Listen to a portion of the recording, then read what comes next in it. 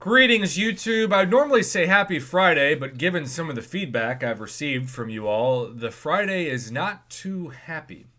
You see, yesterday we received a message on the forums of Kabam and from the Kabam headquarters themselves that there would be a Universal Alliance Quest compensation package sent out. And that confused some people, and I received some feedback of which I was actually doing a video on it when this message hit my in-game inbox, and I decided, well, I better delete that video because it's old news.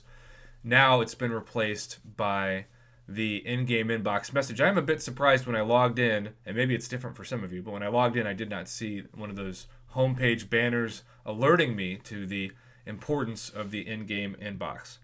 And so we see Alliance Quest correction. Now, this decision has received some scrutiny, understandably, from players, especially those of you who do Map 6 and Map 7. And by the way, for the most part, that's not me. So I'm speaking on behalf of those players, not for behalf of myself. That if you do the toughest maps and you lose a week of Alliance Quest, that's a really significant amount of glory to lose, as well as Map 6 and Map 7 Alliance Quest crystals, plus, of course, those honor rank rewards.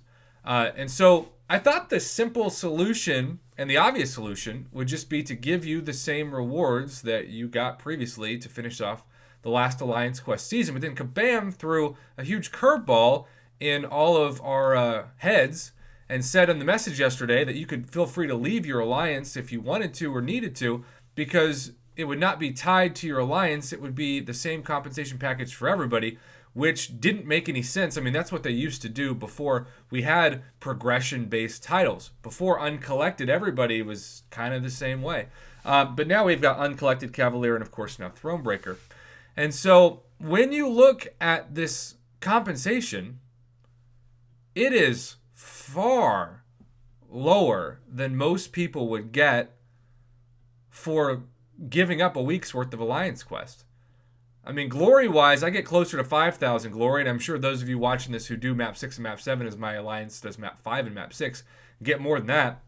And then on top of that, you have 6 Map 7, 6 Map 6, 6 Map 5, again, the 3,000 glory, and then 2 Level 2 Alliance Quest revives, and 2 Level 4 Alliance Quest health potions, along with the 30 Alliance tickets. Now, I get that part of the problem, and the reason why Kabam did this was because summoners left their alliance in the last week when Alliance Quest didn't happen and were worried that they weren't going to get compensation at all. And so if Kabam had tried to do something in their system to where you had to be in an alliance to get it, you'd be screwing over players that aren't in one or are in a new one. But at the same time, I feel like this package is pathetic because of the glory amount. If this was 5,000 glory, I'd be okay with it. But keep in mind, now with the new glory store, if I want to buy, again, all the tier 5 basic, that's going to cost me 5,000 glory by itself. If I want to get tier 2 alpha, that's going to cost me more than 3,000 glory to max all of those.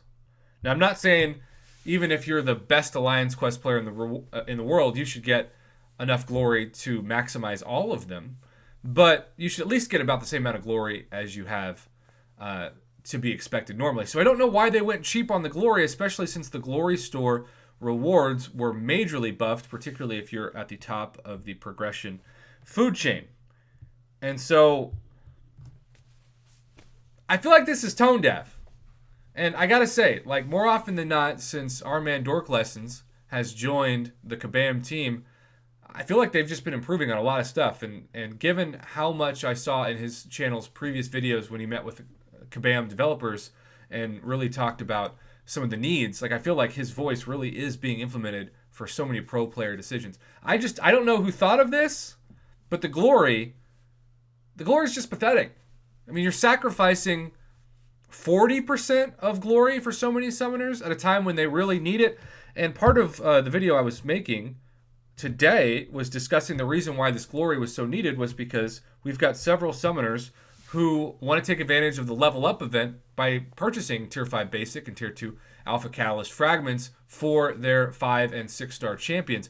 The interesting thing about the economy of the game right now is that with the buffed Cavalier crystals, it's never been easier to pull a God tier or beyond God tier 5 or 6-star champ. But that means that the economy of the game has shifted from crystal shards even more so to rank up materials and especially awakening gems and signature stones. And so maybe Kabam knows that, and that's why they're being a little bit cheap with their glory. I don't know.